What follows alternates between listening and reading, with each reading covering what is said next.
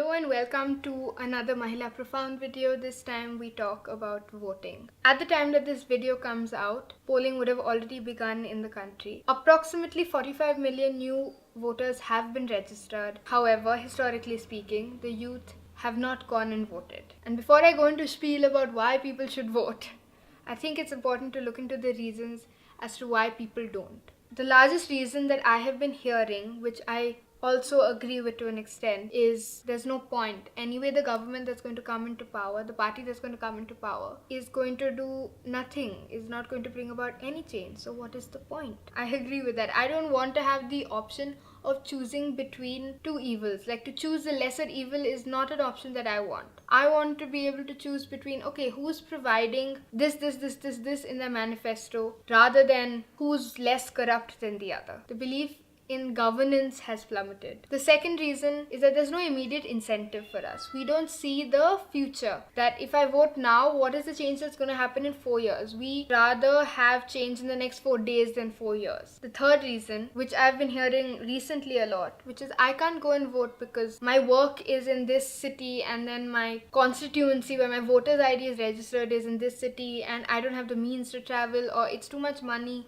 All these reasons are valid. However, I shall still go on about why we should vote. The youth can swing the elections. India, if not the youngest country in the world, is one of the youngest countries in the world.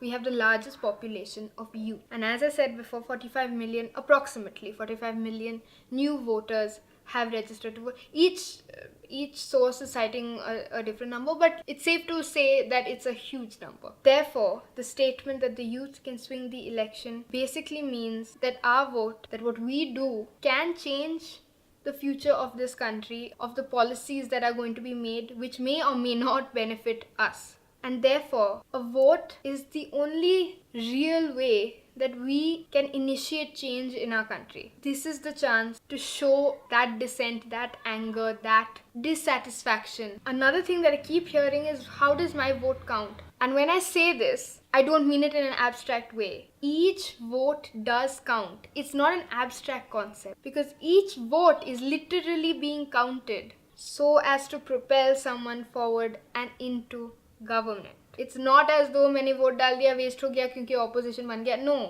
ठीक है, opposition बन गया, वो भी part of government. They are going to oppose the ruling party because that's the way democracy works. Which brings me to a very important point which I read in a book called The Verdict by Pranay Roy and Dorab Sapariwala. In the book, they say that democracy is literally a part of our DNA. And to prove this, I'm going to use a quote from another book, which is India Since Independence. Okay, and in it, they cite an example of the first election that was held in India, which was in 1952. Many were skeptical about such an electorate being able to exercise its right to vote in a politically mature and responsible manner. Some said that democratic elections were not suited to a caste-ridden, multi-religious, illiterate and backward society like India's, and that only a benevolent dictatorship could be effective politically in such a society. The coming elections were described by some as a leap in the dark, and by others as fantastic and as an act of faith. And to prove this, they cite another example of how the number of invalid votes cast were as low as 3 to 4%. Now, the last 2 points are 2 points that are very personal to me, so you may disagree with it. I believe that you can't criticize the government or criticize the ruling party unless and until you vote, because you haven't done your part, so how do you expect someone else to do theirs? And the last point that I do want to make is, again, in reference to something that was written here. The more deprived we are, the poorer we are, the more alienated we are, the more we participate and are protective of our country's elections and democracy. Now, I, and probably a lot of people watching this video, are part of the 1% that make up this country's population. We are so privileged that no matter which government comes into power, it's not going to directly affect our finances or the way we live or our livelihood. There are a lot of people that are not as privileged. And for them, elections makes a huge difference, because it's about the policies and the government that is in power that determine a lot of how their life pans out. Although the vote is individually ours, we also need to think that us voting can change the lives of a lot of other people. Now, a little bit of information. You can't register to vote anymore if you haven't already. If you have gotten your voter's ID, make sure your name is on the electoral list. You can Google electoral list 2019 and you will get the list. If by chance your name is not on that list, but you have your voter's ID in your hand, you can go to the polling station. There'll be a section where there'll be all the party candidates and some electoral officers. You can go